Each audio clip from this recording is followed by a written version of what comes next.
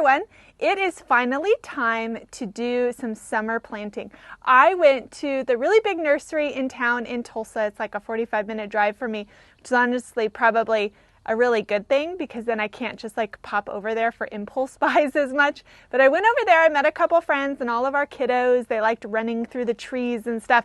But I ended up packing full my car as much as I could with summer annuals for my containers that I want to fill and put in front of the flower cottage, as well as some can't resist perennials that I want to put in the raised garden, as well as the in-ground beds in front of it. And so I was going to bring you along as I get these really fun, colorful summer tasks done.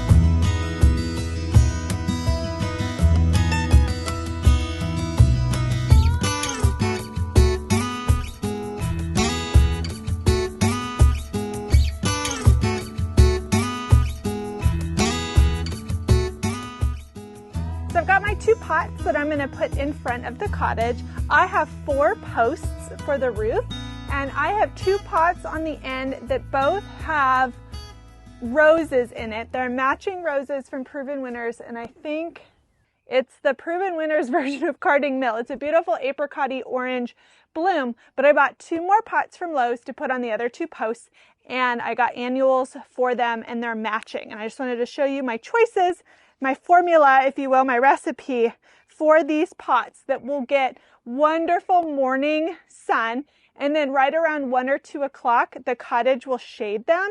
And my theory and hope is that that really helps with, with the summer heat. So my choices are Angel Face Perfectly Pink Angelonia. It gets 18 to 30 inches full sun. So it's going to be kind of like my tall. What they tell you typically for a recipe is a thriller, filler, and spiller. And so this one's my thriller because it's going to be the highest point in the pot. And then I have Supertunia Vista Jazzberry.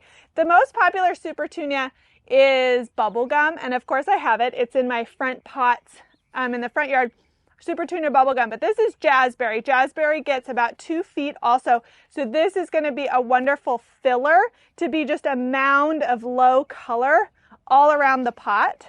And then lastly is the Proven Winner Sweet Caroline Jet Black sweet potato vine. If you take care of this guy properly, he will get massive. The tag says 6 inches to 16 inches, but by the end of the season, my Proven Winners sweet potato vines are like massive. I hope that it's like spilling down and trailing on the grass and stuff by the time I'm done with it. But it's a beautiful combination of fuchsia, dark pink, and purple foliage that will match in both pots. And I just think that'll look really beautiful and cheery in the front of our flower cottage.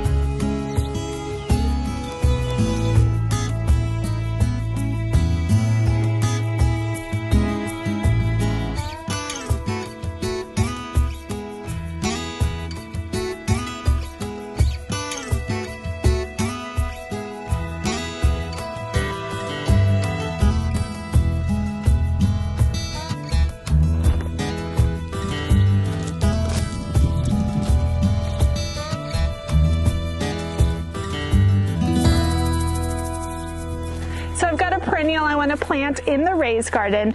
This is a hollyhock, and it's called Queenie Purple. Lofty spikes hold large double flowers, can be used as a screen, blooms in early summer.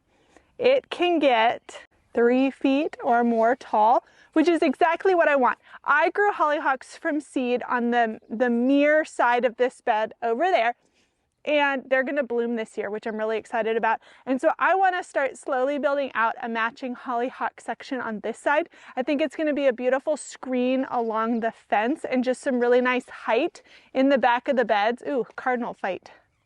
Yikes, guys. So this is gonna be the first one that goes in, and it needs some water.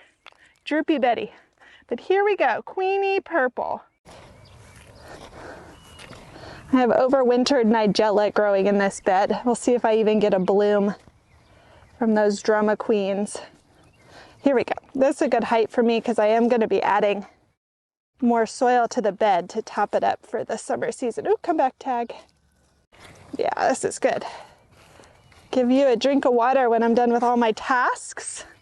And I have to look up this variety, if this is a biennial or a blooming first year. It's probably a biennial, so hopefully I can get and encourage really great foliage this year to enjoy a bloom next year. Put the tag there. Next on my planting list is my wagon of perennials. This is a lemon tree I need to find a pot for. He's gonna live in the raised garden this summer. But I have maybe four phlox, creeping phlox, which I want to add. I have 2 different Proven Winners Baptisias.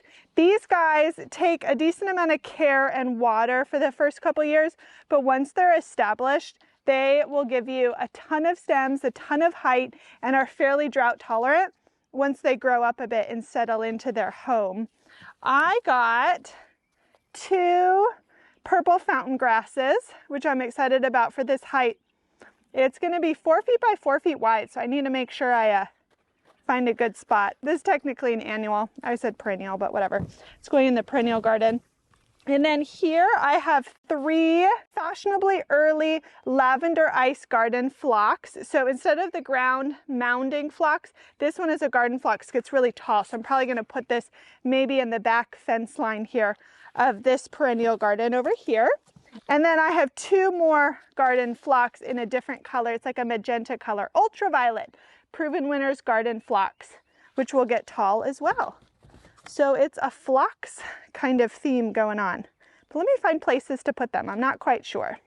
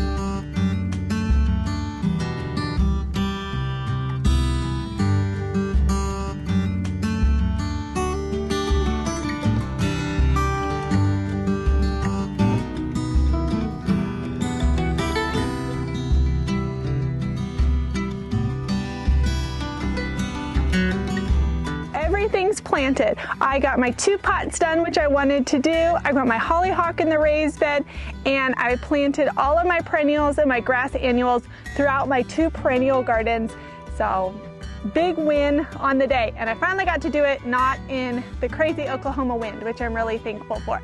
April's a great time to plant perennials in zone 7 especially, because now they have about a month to really get settled into their new home before they're going to start feeling the stress of all of the summer heat that really tends to settle in around the end of May here. So if I keep them watered, they should be happy in their new home. So this is a wonderful, wonderful spring day getting ready for summer color.